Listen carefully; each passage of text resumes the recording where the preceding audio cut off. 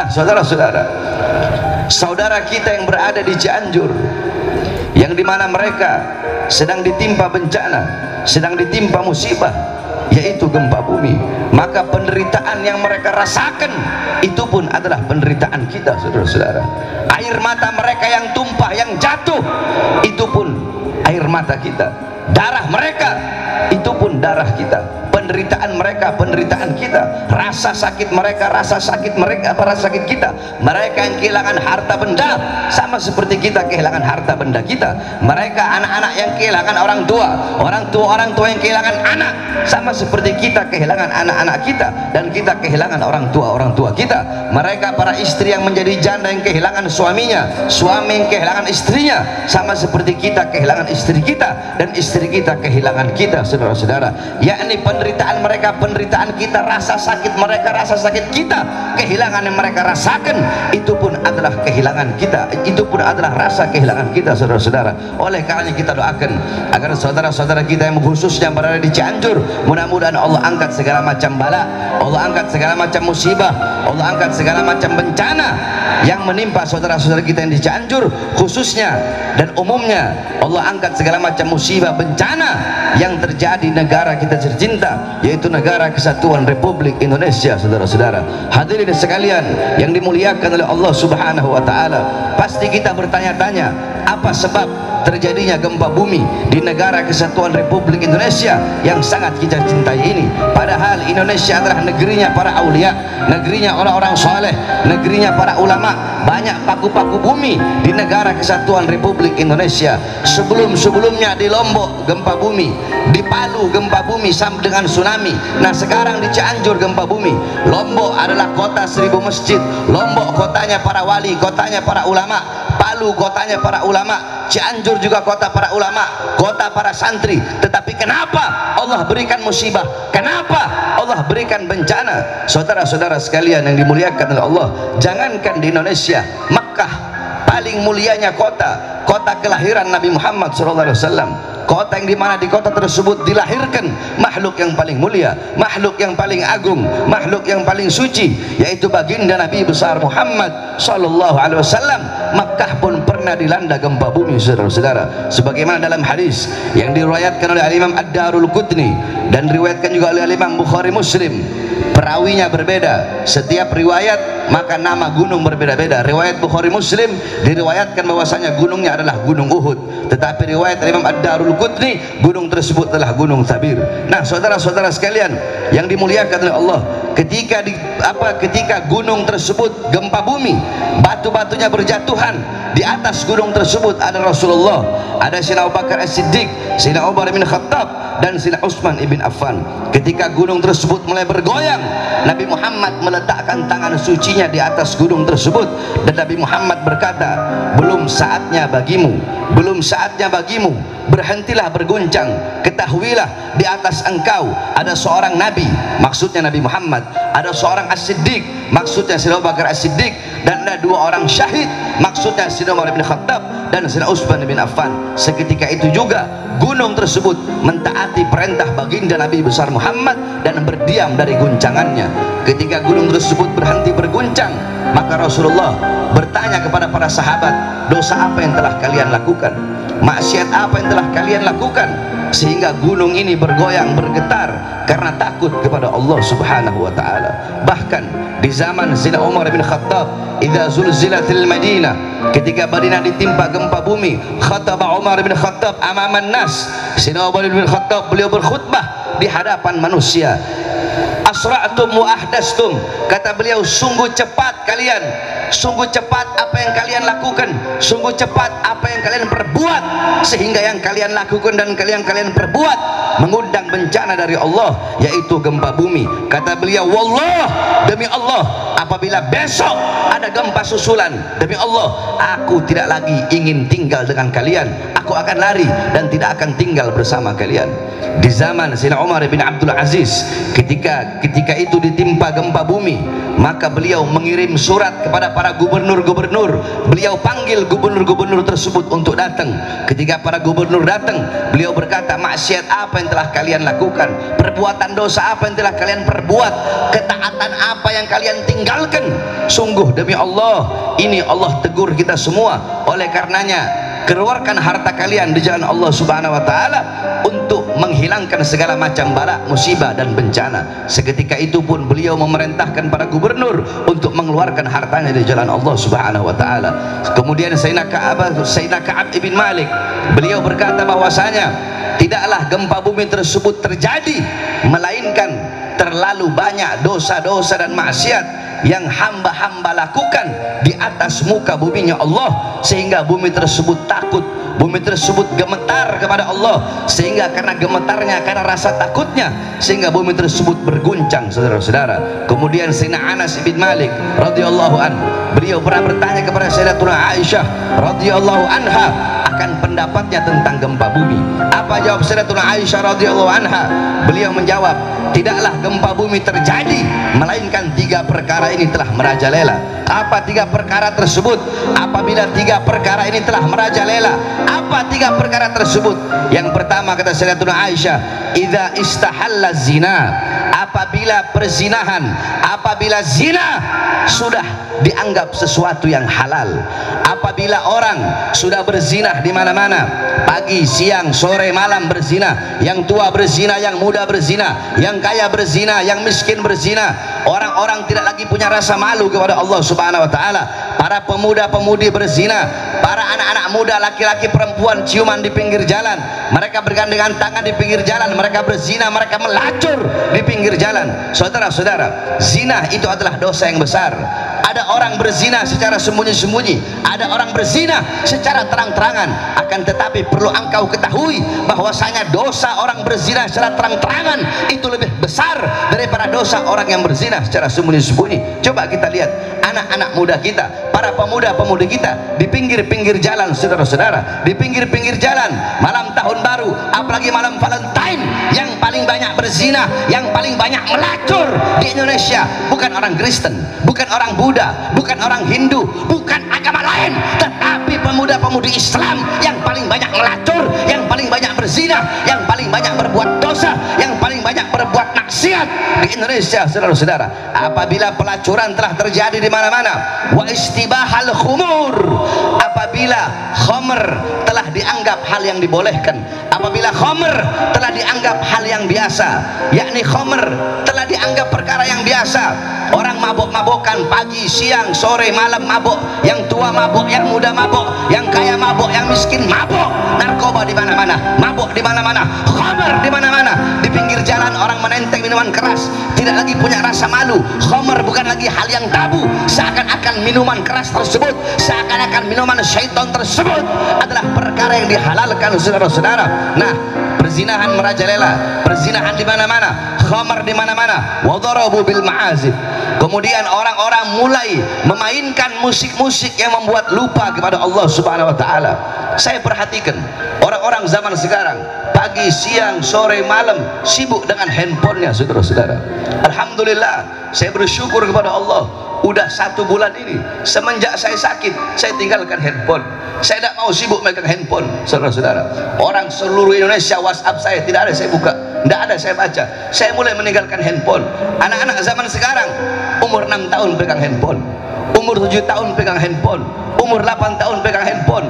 Yang tua, yang anak kecil, yang muda, yang tua, semua sibuk dengan handphone, saudara-saudara. Pagi, siang, sore, malam waktumu diambil oleh handphone. Handphone menjadikan engkau jauh dari Allah, handphone menjadikan engkau jauh dari Rasulullah. Memang betul handphone sesuatu yang bagus, handphone membawa manfaat, tetapi saya perhatikan banyak orang-orang sekarang handphone lebih banyak membawa mudarat.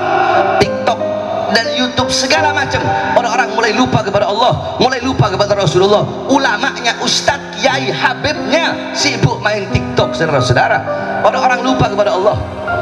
Handphone, suami istri hadap-hadapan, si suami sibuk main handphone, si istri sibuk main handphone. Handphone menjauhkan orang-orang yang dekat. Kalian berkata handphone kalian bisa berhubungan dengan orang-orang yang jauh, ya. kalian bisa berhubungan dengan orang-orang yang jauh, akan tetapi handphone bisa menjauhkan suami dengan istri, menjauhkan orang tua dengan anak, dan anak dengan orang tuanya. Ini yang terjadi, saudara-saudara. Musik-musik membuat lupa dan lalai kepada Allah. Orkes di mana-mana. Kalian sibuk dengan handphone kalian, memutar musik-musik yang membuat lupa dan lalai kepada Allah Subhanahu wa taala. Kalian lebih memilih panggilan handphone, kalian lebih memilih panggilan perut, dan mengabaikan panggilan Allah Subhanahu wa taala.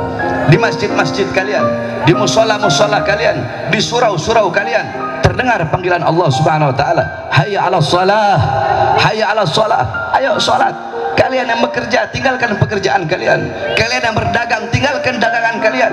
Kalian yang punya toko, tutup sementara toko kalian.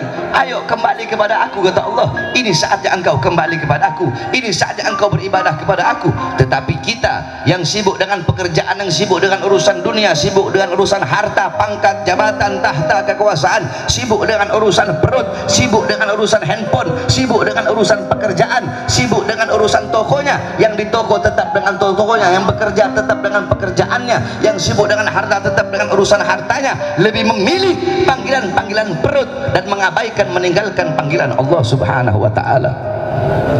Saudara-saudara, jikalau kalian ingin tahu bagaimana orang-orang zaman dulu, para ulama, para ustadz, para kiai, para habaib, bagaimana para asrafun saleh zaman dahulu, bagaimana ketergantungan mereka, bagaimana kebutuhan mereka terhadap handphone, terhadap Al-Quran, maka bercerminlah engkau, lihatlah di zaman sekarang bagaimana kebutuhanmu, bagaimana ketergantunganmu terhadap handphone, maka seperti itulah kebutuhan dan ketergantungan orang-orang terdahulu terhadap Al-Quran. Jikalau kalian zaman sekarang bangun tidur pegang handphone, orang zaman dulu bangun tidur pegang Quran, baca Quran. Jikalau kalian mau makan pegang handphone, sebelum makan pegang handphone, mau makan pegang handphone. Orang-orang zaman dulu sebelum makan baca Quran, pegang Quran, habis makan baca Quran, pegang Quran. Kalian mau tidur pegang handphone. Orang-orang zaman dulu mau tidur pegang Quran. Kalian sesaat nggak megang handphone, hati kalian gelisah. Orang-orang zaman dulu sesaat nggak megang Quran, sesaat nggak baca Quran, hati mereka gelisah. Bukan berarti kalian nggak pegang handphone, terserah sesuka hati kalian pegang handphone. Akan tetapi jangan sampai handphone atau apapun itu, mau handphone, mau harta, mau pangkat, mau uang, mau jabatan, mau perempuan, mau tahta, mau kekuasaan, apapun yang membuat engkau jauh dari Allah, perkara apapun, sesuatu apapun, hal apapun yang membuat engkau jauh dari Allah, maka tinggalkan sesuatu itu, tinggalkan perkara itu, membuat jauh dari Allah, tinggalkan. Apalagi sesuatu itu, hal itu, perkara itu bisa memutuskan hubunganmu dengan Allah dan dengan Rasulullah SAW. 3 hal. Yang pertama, perzinahan di mana-mana, pelacuran di mana-mana, khamar di mana-mana, narkoba di mana-mana, musik-musik yang membuat lupa dan lalai kepada Allah di mana-mana. Apabila 3 perkara ini, 3 hal ini telah merajalela, maka apa kata Allah kepada bumi? Wahai bumi, guncanglah mereka. Wahai bumi, guncanglah mereka. Wahai bumi, berguncanglah engkau, bergoyanglah engkau. Apabila mereka bertobat setelah engkau berguncang, yakni maksudnya setelah adanya gempa bumi, orang-orang bertobat kepada Allah, berhentilah kata Allah. Wahai bumi, berhentilah berguncang kalau mereka bertobat. Kalau mereka kembali kepada aku, berhentilah berguncang. Akan tetapi setelah engkau berguncang, mereka tetap dengan perbuatan dosa mereka, mereka tetap dengan perbuatan maksiat mereka. Setelah diberi peringatan, mereka masih tetap meninggalkan kewajiban, meninggalkan rasa taat dan melakukan maksiat, maka guncanglah mereka, goyanglah mereka, hancur leburkan mereka sampai mereka binasa, wahai bumi. Oleh karenanya saudara-saudara, apabila ada gempa bumi di mana-mana, ada tanah longsor, ada tsunami, ada bala, ada musibah, ada bencana, kebakaran, tsunami, tanah longsor, gempa bumi, jangan engkau bertanya kepada Allah Subhanahu wa taala, ya Allah, kenapa engkau berikan bala? Ya Allah, kenapa engkau berikan musibah? Kenapa engkau berikan bencana? Jangan engkau bertanya kepada Allah. Bukankah Allah berfirman dalam Al-Quran, yakni yakni ma asabakum min musibatin fa bima kasabat aydikum, apa-apa yang menimpa engkau daripada musibah, daripada bencana, itu akibat kerusakan-kerusakan yang kalian lakukan dengan tangan kalian. Ma asabaka min hasanatin fa min Allah wa ma asabaka min sayyi'atin fa min nafsik. Apa-apa yang menimpa engkau daripada kebaikan itu datangnya dari Allah, dan apa-apa yang menimpa engkau daripada keburukan, daripada bala, azab, bencana dan musibah, itu akibat perbuatan tangan kalian, itu akibat perbuatan diri kalian sendiri. Apabila ada musibah, ada bencana, ada azab, ada bala dari Allah, jangan engkau berkata, ya Allah, kenapa kau turunkan bala, kenapa kau turunkan musibah, kenapa air laut engkau tumpahkan di muka bumi, ya Allah, kenapa gunung engkau hancurkan, kenapa gunung engkau lulantahkan, kenapa engkau berikan gempa bumi, tanah longsor bagi kami. Jangan engkau sekali-kali bertanya kepada Allah, tapi tanyakan kepada diri kalian, tanyakan kepada engkau punya diri, tanyakan kepada diri kita, tanyakan kepada pemuda-pemudi kita, tanyakan kepada orang tua kita, tanyakan kepada para ulama, tanyakan kepada para ustadz, tanyakan kepada para kiai, tanyakan kepada para habaib, tanyakan kepada para penceramah, tanyakan kepada para pengkhutbah, tanyakan kepada ketua-ketua masjid, tanyakan kepada para pimpinan-pimpinan pondok pesantren, tanyakan kepada para pemuka-pemuka agama, tanyakan kepada para pejabat, tanyakan kepada para RT, para RW, para lurah, tanyakan kepada para camat, tanyakan kepada para bupati, tanyakan kepada wali kota, tanyakan kepada para menteri, tanyakan kepada para polisi, tanyakan kepada presiden, tanyakan kepada aparat, tanyakan kepada para pejabat, maksiat apa yang telah kita lakukan, dosa apa yang telah kita lakukan, ketaatan apa yang telah kita tinggalkan sehingga mengundang bala dari Allah, sehingga Allah berikan bala dan musibah bagi negara kesatuan Republik Indonesia, saudara.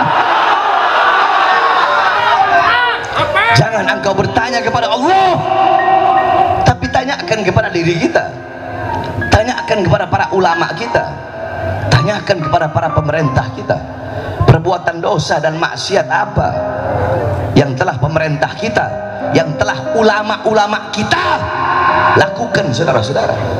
Para ulama, para ustadz, para kiai, banyak para ustadz, para ulama, para kiai, para habaib, bukan sedikit, saya nggak mau bilang sedikit atau diantara, enggak, ini kenyataan, banyak ulamanya, ustadznya, kiainya, habibnya jadi ulama-ulama kontrak, saudara-saudara, jadi ulama-ulama amplop, jadi kera-kera bersorban,